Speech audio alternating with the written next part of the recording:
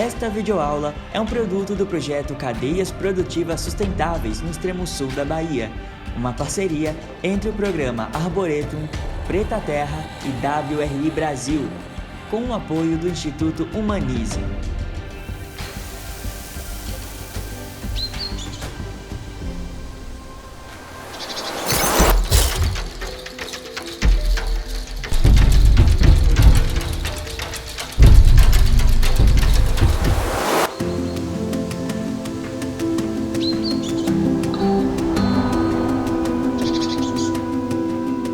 Mas existem dois processos, digamos assim, dois ciclos que ocorrem na floresta que a gente imita na nossa agrofloresta. Que a gente já falou aqui bastante, que é a sucessão e a estratificação.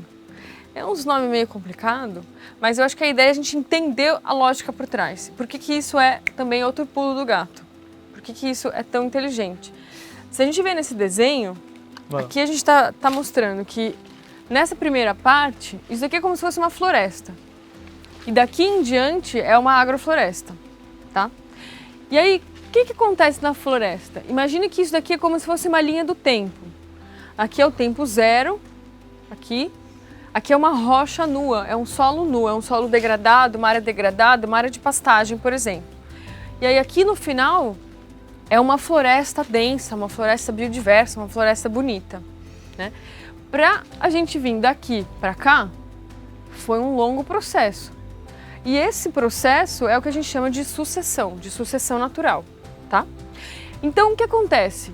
Não vai vir aquela sapucaia, aquela árvore de ciclo muito longo, ela vai começar a crescer aqui e vai logo sombrear toda a área. Não é assim, né? A gente tem todo um processo. Primeiro, aqui na área nessa rocha nua ou nesse solo degradado, começam a vir espécies ou plantas que são mais rústicas, que elas aguentam mais acidez no solo, ou que elas aguentam mais sol exposto, sol direto, que são as espécies que a gente chama de pioneiras, que elas crescem rápido, que elas conseguem formar raiz, que elas não precisam de muitos nutrientes, que elas aguentam o sol direto, né? E aí essas pioneiras, primeiro a gente vem ver que formam os capins, depois vem, por exemplo, uma embaúba, depois, antes da embaúba vem, por exemplo, uma mamona, né? A gente vê que geralmente quando a gente vê assim num pasto que começa a sujar, a gente começa a ver quais são as plantas que vêm primeiro, né? Que são essas plantas pioneiras. Só que essas plantas pioneiras, elas começam a criar as condições do ambiente para que outras plantas consigam se estabelecer. Então elas fazem sombra, elas derrubam as folhas no chão, elas têm as raízes profundas e vão afofando o solo. Elas fazem essa relação com a microvida do solo, né, com bactérias e fungos, e fixam nitrogênio, fixam outros nutrientes. Então essas plantas pioneiras, elas criam as condições para que as próximas se estabeleçam. E isso é a lógica da sucessão. Não é só o tempo, mas é também um grupo de plantas, elas mudam o ambiente que elas estão e elas fazem com que esse ambiente fique ideal para outro grupo de plantas. Esse outro grupo de plantas muda esse ambiente e aí ele fica ideal para outro grupo de plantas, que são mais exigentes. Então, por exemplo, primeiro a gente tem uma embaúba, que ela tolera um solo mais ácido. Depois que ela já fez a função dela no sistema e ela morreu, porque ela tem um ciclo mais curto, ela tem uma vida mais curta, outras plantas mais exigentes começam a se estabelecer na sombra da embaúba ou na biomassa da embaúba que morreu, na folhagem da embaúba que morreu. Porque a sombra dela criou a condição para a próxima. A folhagem dela sobre o solo, decompondo e trazendo nutrientes, criou a condição para a próxima. Olhando para esse desenho ainda, aqui é uma visão esquemática, mas que demonstra exatamente como acontece esse processo de sucessão e estratificação. Aqui estão os estratos. Isso é um extrato emergente. Aqui é o extrato alto, extrato médio, extrato baixo, até o extrato rasteiro. Se a gente olhar para isso daqui como floresta, como a Paula explicou, aqui está a rocha nua, que não existia solo. Daí o solo começa a se formar, vão milhares de anos, vem essas primeiras plantinhas, do musgo até surgir uma mamona, uma embaúba e tal. Chega um momento que se formou solo aqui. Se formou solo que criou o ambiente da floresta. Daí você tem uma floresta frondosa. O que a gente demonstra aqui é que em algum momento acontece a clareira, que a gente explicou antes, né? O que é a clareira? É esse momento que caiu uma árvore dessa. Ou que ela foi derrubada, ou que ela caiu, ou que ela sumiu dali. E daí, sabe o que começou aqui? Um plantio. Aqui a gente está demonstrando com hortaliças e outras plantas agrícolas. O que está acontecendo aqui? O solo já estava preparado. A floresta formou um solo que era nutritivo o suficiente para poder ser plantado uma hortaliça. Daí começou aqui um plantio, você pode ver o milho, o tomate, o repolho, a abóbora aqui no estrato mais baixo.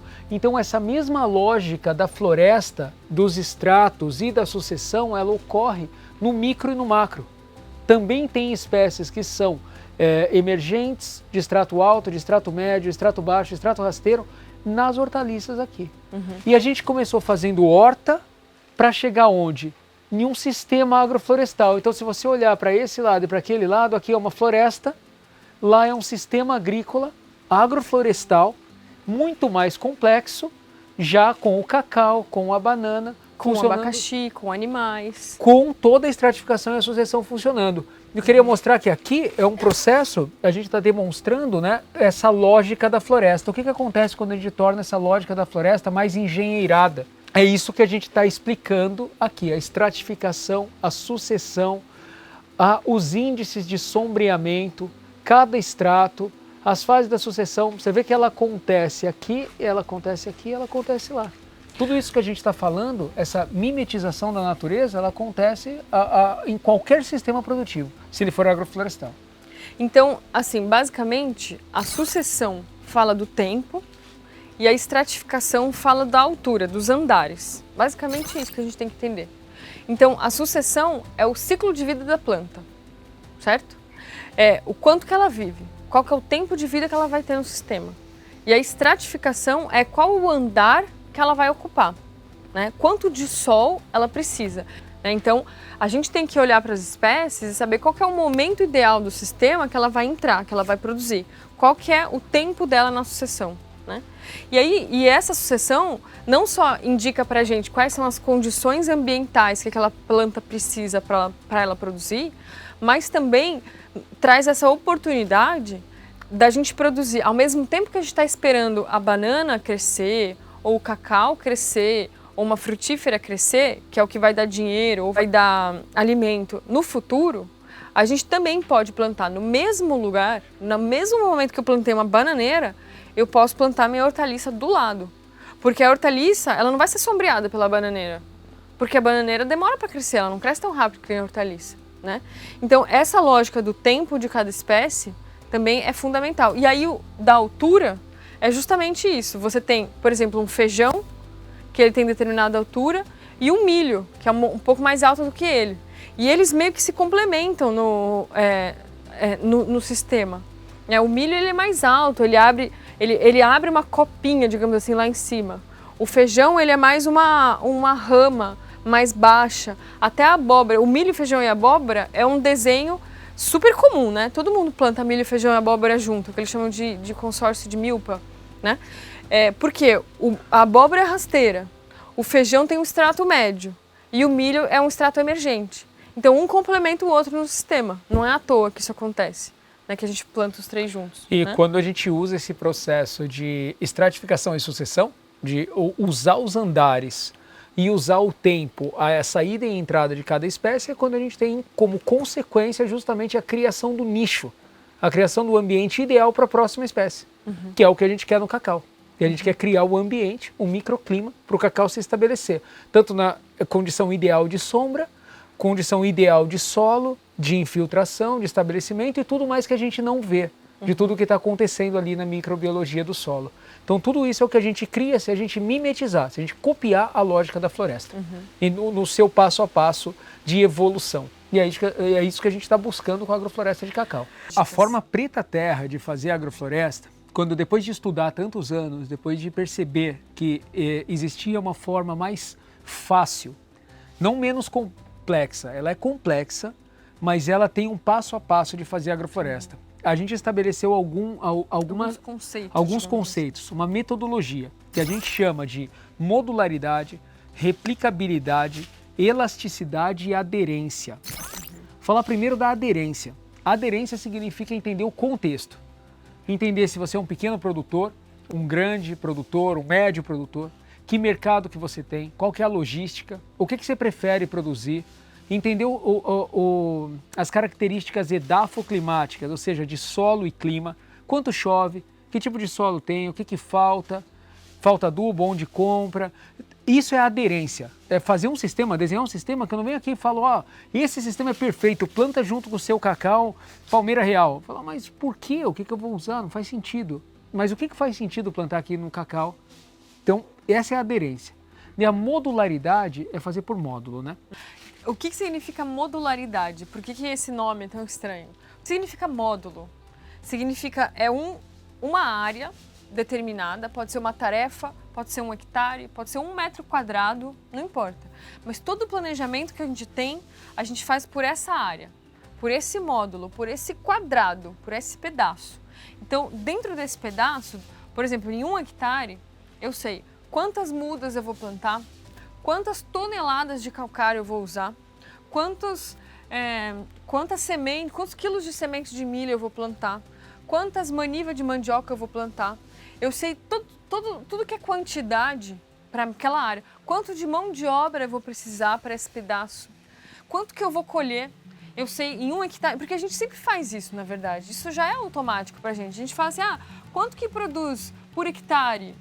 Quanto é que custa por hectare? Porque assim a gente consegue comparar, né? Porque se a gente fala assim, na minha área ali eu colho 800 arroba de cacau. Putz, mas sua área tem 200 hectares? Não importa, né? Na minha área eu colho muito pouco, eu só colho 100. Eu só colho 100. Putz, mas você tem 2 hectares, então você está produzindo bem.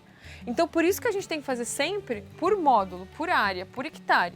Quando a gente faz assim, a gente consegue comparar e a gente consegue visualizar, entendeu? Entender, faz sentido na nossa cabeça. E se a gente entende, a gente não só inspira, porque as outras pessoas vão olhar, os outros agricultores vão olhar e vão querer replicar, como a gente também é capaz de replicar.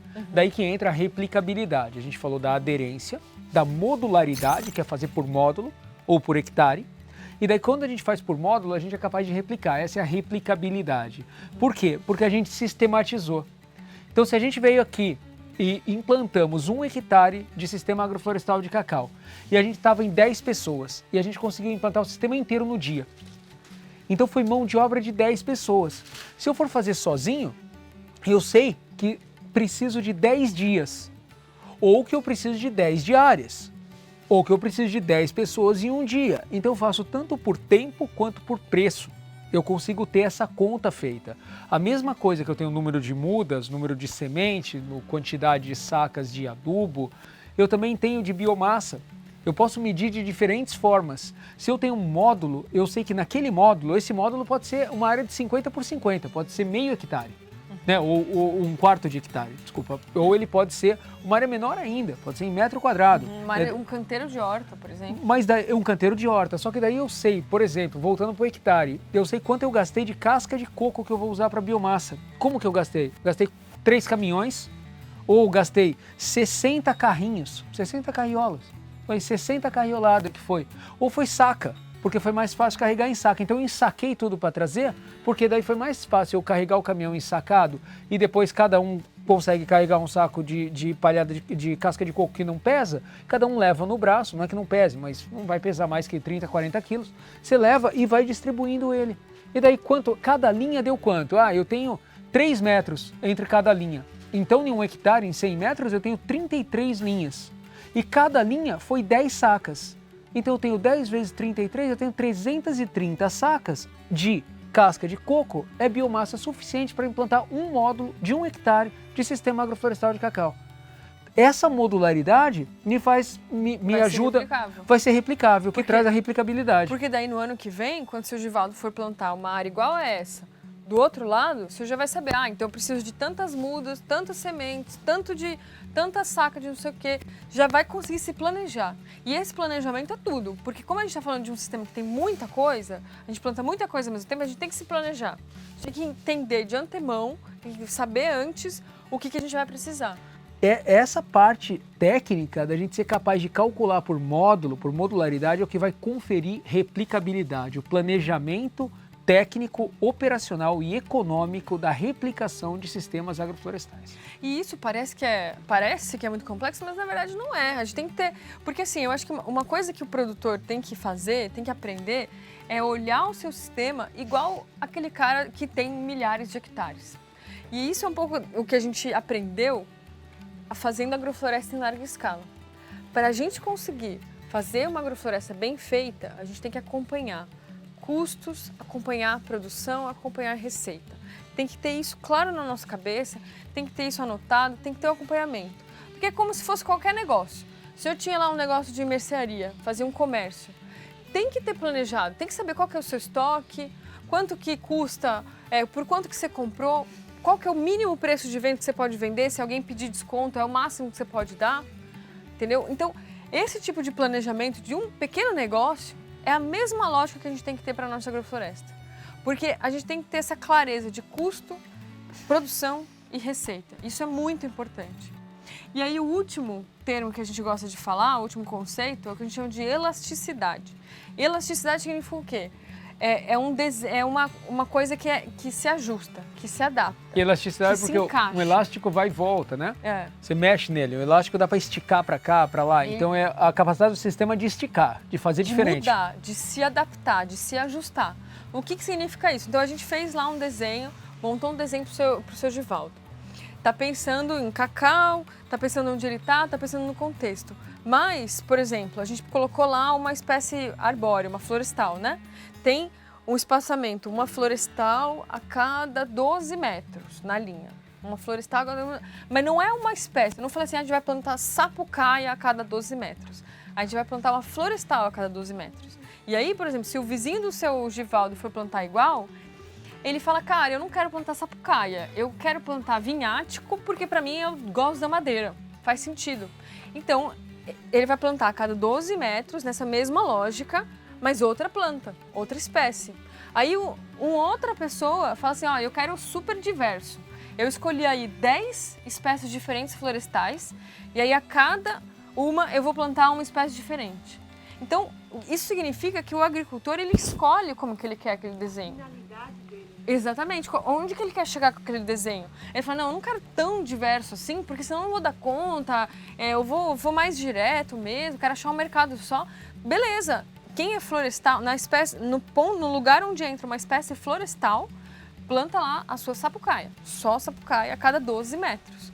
E aí, isso é o que traz a elasticidade. Esse desenho, esse arranjo, essa lógica, ela se ajusta ao contexto de cada novo agricultor ou, por exemplo, de cada novo talhão que você vai plantar. Digamos que você vai plantar agora o próximo talhão numa área encharcada, de solo muito encharcado. Então, onde for uma florestal, você vai escolher uma espécie que tolera solo encharcado, mas é uma espécie florestal que vai ali naquele lugar. Ou seja, a elasticidade confere aderência. Também. Aderência, ela gruda no lugar certo. Ela encaixa, então, ela encaixa. Então, ela faz sentido para o produtor. Um outro exemplo da entrelinha. Porque a gente vai falar de um sistema, de um design que a gente vai implantar, de cacau agroflorestal, que ele tem uma lógica, tem um porquê das espécies terem um espaçamento entre elas, um momento de plantio, tem um porquê, todo o manejo. A gente não vai mudar com a elasticidade, a gente vai manter essas distâncias, só vai trocar a espécie naquele lugar. E tem uma lista de espécies que pode ser trocada, não é qualquer espécie, tem uma lógica dentro disso, essa é a elasticidade. E quando a gente faz essa troca, a gente traz aderência tanto para o agricultor, que, por exemplo, escolheu não plantar na entrelinha, não plantar milho, mas plantar feijão. Pode ser um ou outro. Ou pode ser uma terceira coisa, pode ser melancia no início ou abóbora. A gente pode decidir. Então não venho com uma receita de bolo, digo agricultor, né? Investidor, pessoa que vai plantar o cacau, indígena, seja quem for no mundo que for fazer esse sistema agroflorestal, não vem e fala, olha, é assim que tem que ser, é assim que tem que ser feito. Não, tem uma lista de possibilidades para você fazer dentro daquele desenho. E daí a aderência é tanto para o ser humano que está implantando, quanto para o ambiente, como se a gente for para uma área alagada, encharcada, ou mais seca, ou em um declive, ou em uma face diferente que pega menos sol. Eu posso trocar e falar, então aqui eu vou pôr aquela espécie que tolera mais sombra. Então isso traz. Então a gente acabou de falar da modularidade, replicabilidade, elasticidade e aderência.